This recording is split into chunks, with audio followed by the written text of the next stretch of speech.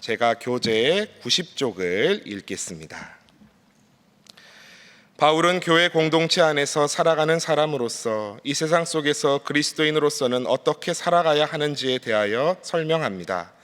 이는 하나님을 믿는 자들로 하여금 조심하여 선한 일을 힘쓰게 하려 함이며 그 자체가 아름다우며 사람들에게 유익하기 때문이라고 디도에게 권면합니다. 또한 어리석은 논쟁을 피하라고 권면하며 이단에 속한 사람을 어떻게 대해야 하는지 알려줍니다. 바울은 개인적인 소식과 당부를 전하고 재차 믿음으로 든든히 서라고 격려하며 편지를 마무리합니다.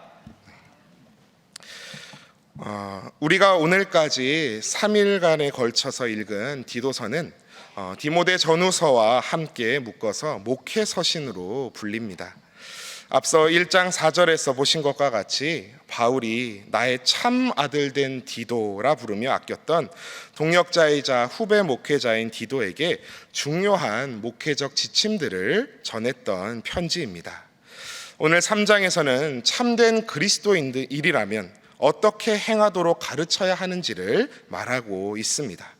1절 말씀에 보시면 너는 그들로 하여금 통치자들과 권세 잡은 자들에게 복종하며 순종하며 모든 선한 일 행하기를 준비하게 하며, 아마 당시 로마 제국의 지배하에 있었던 그레데 섬, 크레타 섬의 정황으로 볼 때 그레데인들도 로마의 통치에서 벗어나기 위해 마치 그 이스라엘의 열심당원들처럼 반란, 폭동 등에 가담하여 저항하는 세력들이 많았던 것 같습니다.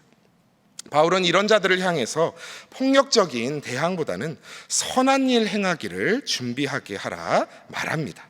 이어서 2절 말씀 보시듯 아무도 비방하지 말며 다투지 말며 관용하며 범사의 온유함을 모든 사람에게 나타내는 것을 기억하게 하라고, 즉 선한 행위의 싸움을 싸우라 말하고 있습니다. 왜 그리스도인은 그렇게 억울하게 살아야 하나요? 3절에서 5절 말씀을 주목해 보십시오. 우리도 전에는 어리석은 자요, 순종하지 아니한 자요, 속은 자요, 여러 가지 정욕과 행락의 종노릇한 자요, 악독과 투기를 일삼은 자요, 가증스러운 자요, 피차 미워한 자였으나 우리 구주 하나님의 자비와 사람 사랑하심이 나타날 때에 우리를 구원하시되 우리가 행한 바 의로운 행위로 말미암지 아니하고. 아니, 뭔가 좀 이상하지 않으신가요? 앞에서 선한 일 행하기를 준비하게 하라, 비방하지 말고 다투지 말고 관용하고 범사에 온유해라, 그리스도인이라면 이렇게 행해라 저렇게 행해라 해놓고 갑자기 우리가 행한 바 의로운 행위로 말미암지 아니하고라니. 원래라면 우리도 전에는 어리석은 자요, 악독과 투기를 일삼는 그런 가증스러운 자였으나 이렇게 저렇게 선하게 행하였다, 선하게 행하면 구원받는다가 되어야 할 것 같은데 바울은 그렇게 말하지 않습니다. 오늘 5절 하반절 말씀을 한번 보십시오. 오직 그의 긍휼하심을 따라 중생의 씻음과 성령의 새롭게 하심으로 하셨나니. 하나님께서 너무나 긍휼하셔서 자비하셔서 성령으로 우리를 깨끗이 씻어 다시 새롭게 태어나게 하셨다라는 것이 중생하게 하셨다는 말씀입니다. 우리 다시 한번 오늘 말씀 5절에서 7절까지의 말씀을 한 목소리로 봉독하시겠습니다. 5절에서 7절까지의 말씀입니다. 시작. 우리를 구원하시되 우리가 행한 바 의로운 행위로 말미암지 아니하고 오직 그의 긍휼하심을 따라 중생의 씻음과 성령의 새롭게 하심으로 하셨나니, 우리 구주 예수 그리스도로 말미암아 우리에게 그 성령을 풍성히 부어주사 우리로 그의 은혜를 힘입어 의롭다 하심을 얻어 영생의 소망을 따라 상속자가 되게 하려 하심이라. 아멘. 그래서 오늘 첫 번째 기도 제목은 성령을 풍성히 부어주사 변화된 삶 살게 하소서라고 기도하시겠습니다. 성령을 풍성히 부어주사 변화된 삶 살게 하소서. 8절 말씀을 한번 보십시오. 바울은 이렇게 말합니다. 이 말이 미쁘도다. 원하건대 너는 이 여러 것에 대하여 굳세게 말하라. 이는 하나님을 믿는 자들로 하여금 조심하여 선한 일을 힘쓰게 하려 함이라. 이것은 아름다우며 사람들에게 유익하니라. 하나님을 믿는 성도들은 선한 일을 힘써야 한다.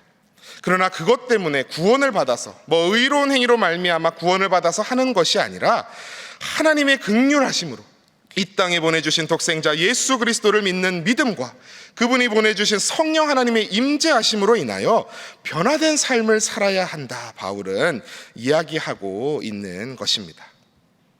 제 자랑하는 것 같아서 좀 민망합니다만 저는 험한 말, 욕을 잘 하지 않습니다. 아예 안 하는 건 아닙니다만, 물론 군대에서나 극한 상황에 몰리면 이 안타까운 죄인이 욕을 한 경우도 있었던 것 같습니다만, 어릴 적부터 욕을 잘 하지 않았던 모양입니다.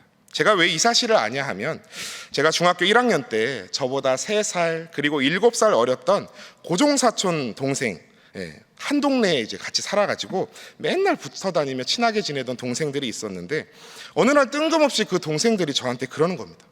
형은 왜 욕을 안 해? 저는 순간 나 그러게, 나 왜 욕을 잘 안 할까? 그랬습니다. 중학생들은 다 이제 비속어들을 마구 배울 나이거든요. 그리고 가만 생각을 해봤습니다. 아빠 엄마가 욕하는 거 나쁘다 하셔서 내가 그랬나? 근데 아주 결정적인 계기였던 일이 딱 떠오르는 겁니다.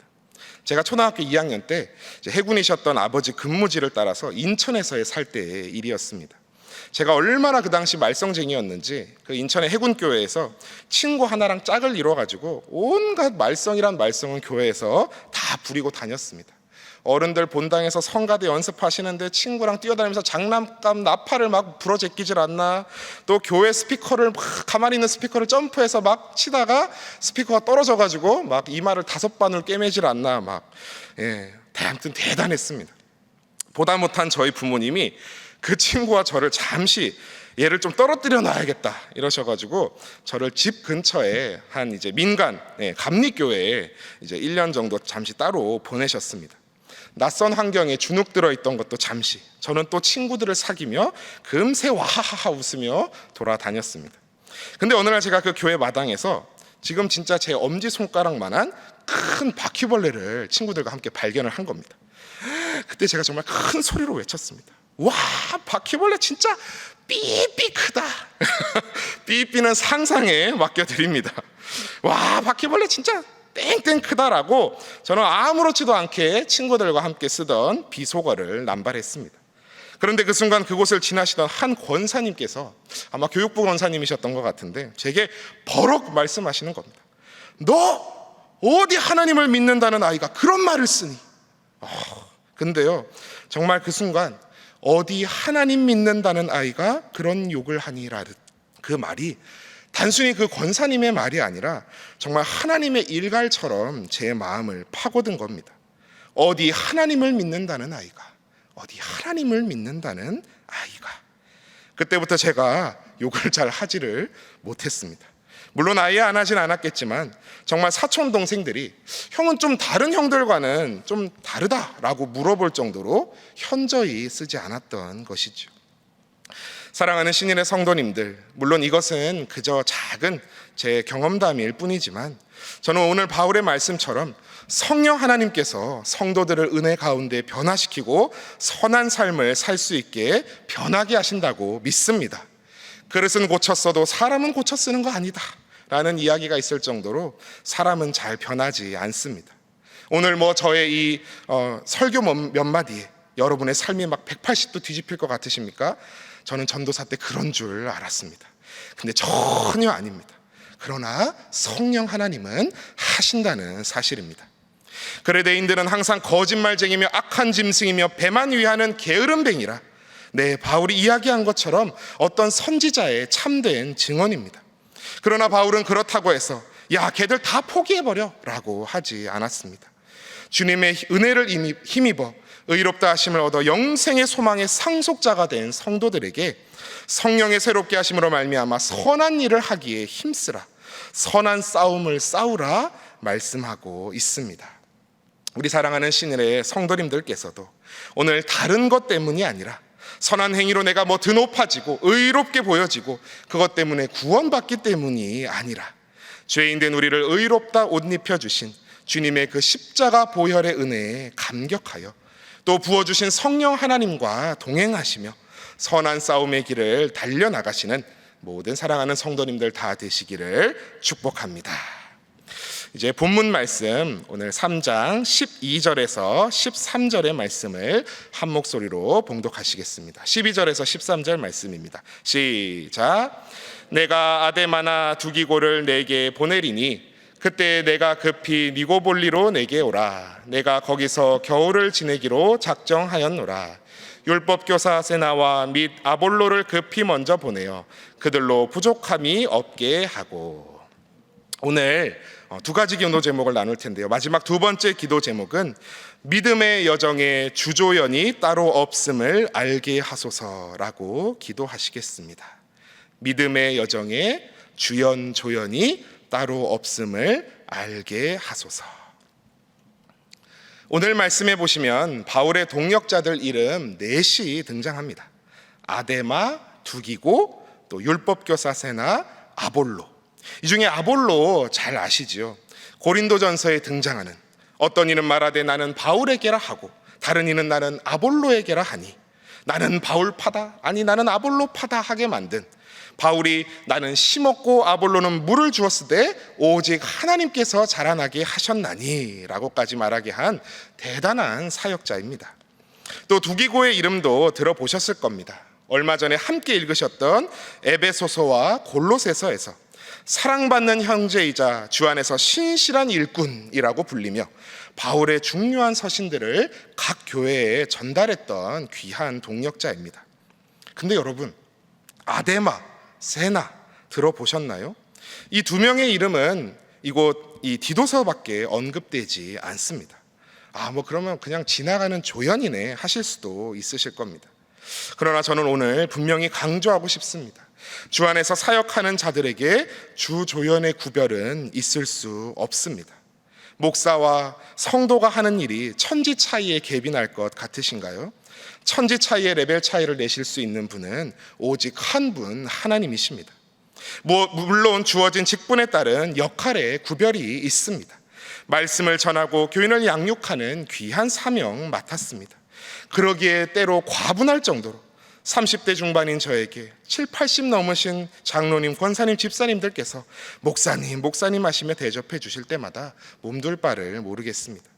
그러나 목사도 매일 하나님 앞에 겸손히 엎드려져야 하루 살아갈 수 있는 성도임에는 다를 것이 없습니다. 우리 케냐 이원재 선교사님도 지금 안식년으로 들어와 계십니다만, 제가 예전에 있던 교회에서 청년부 서브 전도사로 또 아동부 전도사로 있었을 때 청년부에서 케냐 단기 선교를 간 적이 있습니다. 단기 선교라고 하기엔 민망한 열흘 정도의 비전 트립 일정이었습니다만, 천성이 집돌이였던 저에게는 전도사라서 가긴 가는데 너무나 부담스러운 도전이었습니다. 심지어 저보고 간단한 영어 설교도 준비하라고 하셨거든요. 그래도 저는 비행기 값 때문에 100만 원이 넘게 내며 휴가까지 쓰며 가는 청년들이 더 대단해 보였습니다. 20명 정도 팀을 이뤄서 당시 교회에서 후원했던 케냐 이동관 선교사님이 계신 소소마 지역, 춘부니 지역, 마사이족이 사는 모를로 일대를 다녀왔었습니다. 저희가 여기서 여름 케냐의 건기 때 갔었는데요. 정말 날씨가 신기한 게 낮에는 이렇게 막 반팔 입고 다니고 밤에는 겨울 파카를 입어도 덜덜 떨리는 날씨입니다. 거기서 문명의 혜택을 많이 받지 못하고 지내는 마을의 아이들을 위해서 스키 드라마, 각종 레크레이션, 놀이활동, 선물 등을 준비해 가서 지냈던 참 의미 있는 열흘을 보냈었습니다. 밤에 불도 안 켜지는 현지 집에서 홈스테이를 하기도 하고, 막 야외 화장실에 앉아 있는데 막 밑에서 박쥐가 나오고 여러 웃긴 에피소드들이 있었지만, 생략하고 제가 그 선교팀에서 느꼈던 것은 바로 사역에 주조연은 없다라는 것이었습니다. 처음 그저 겉으로 보기에는 세워진 선교팀장의 역할을 했던 자매나 아니면 우리를 이끌어 나가시는 청년부 목사님이나 또 활발한 팀원들이 눈에 띄었습니다. 근데요, 물론 그들도 충분히 훌륭했지만 열흘 함께 다녀보니 평소 말 한마디 없어 보였던 청년부에서 별로 두각이 없어 보인 형제 자매들이 거기서 얼마나 감사하고 놀라운 역할들을 다 해내는지 제가 감탄을 금치 못했습니다. 아이들과 함께 스스럼 없이 워십 댄스를 추고 볼을 차고 웃음 가득하게 만들어주는 모습들이 정말 꽃보다 아름다웠습니다. 그런 면에서 저는 참 우리 성도분들이, 교인분들이 존경스럽습니다.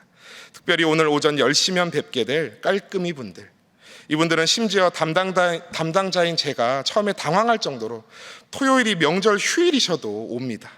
오히려 그게 편하시답니다. 주일 전에 예배당을 쓸고 닫고 거룩한 주일 예배를 위해 땀 흘려 봉사해 주십니다. 얼마나 감사하고 얼마나 귀하신지. 그래서 위임 목사님께서도 음료수 가져오시며 기도해 주십니다. 깔급이뿐만이 아닙니다. 주정 봉투 정리로, 또 주일 새벽부터 주차 봉사로, 예배 안내로, 잠옷실 봉사로, 교육부 교사로, 식당 봉사로, 정말 수많은 보이지 않는 곳에서 섬기시는 손길들이 있습니다. 아, 그분이 청소년부 교사였어? 라고 하는 민망한 순간 있을 정도로 보이지 않는 곳에서, 문 닫으면 보이지 않는 그곳에서 봉사하는 수많은 성도들, 사람의 눈으로 볼 때 조연 같아 보이는 역할이 있을지라도 땅끝까지 감찰하시는 하나님의 눈에 그분들 모두가 너무나 소중한 주연들이신 줄 믿습니다. 그 이름이 아데마 같을지라도 세나 같을지라도 하나님의 생명책에 거룩하게 기록되어 주님 앞에 다시 섰을 때, 잘하였도다 착하고 충성된 종아, 내가 적은 일에 충성하였음에 내가 많은 것을 내게 맡기리니 내 주인의 즐거움에 참여할지어다 라고 칭찬받으시는 우리 사랑하는 모든 신일의 성도님들 다 되시기를, 아니 다 되실 줄 알고 믿고 축복합니다. 우리 이 시간 함께 기도하실 때에 먼저는 성령을 풍성히 부어주사, 오늘도 성령 하나님 나와 동행하여 주사 변화된 삶으로 전하는 인생 살게 하소서 기도하여 주시고, 두 번째로는 우리의 믿음의 여정에 주조연이 따로 없음을 알고 믿음의 걸음 힘차게 나아가게 해달라고 기도하여 주시고, 또 코로나19와 수해 가운데도 강한 손과 표신팔로 지켜주시기를, 또 오늘도 모여 기도하고 흩어져 삶으로 전하기에 힘쓰는 모든 사랑하는 신일의 권속들 되게 해주시기를 함께 주님 이름 외치시며 기도하며 나아가시겠습니다. 주여 믿습니다. 주여 믿습니다. 주여 믿습니다. 사랑해.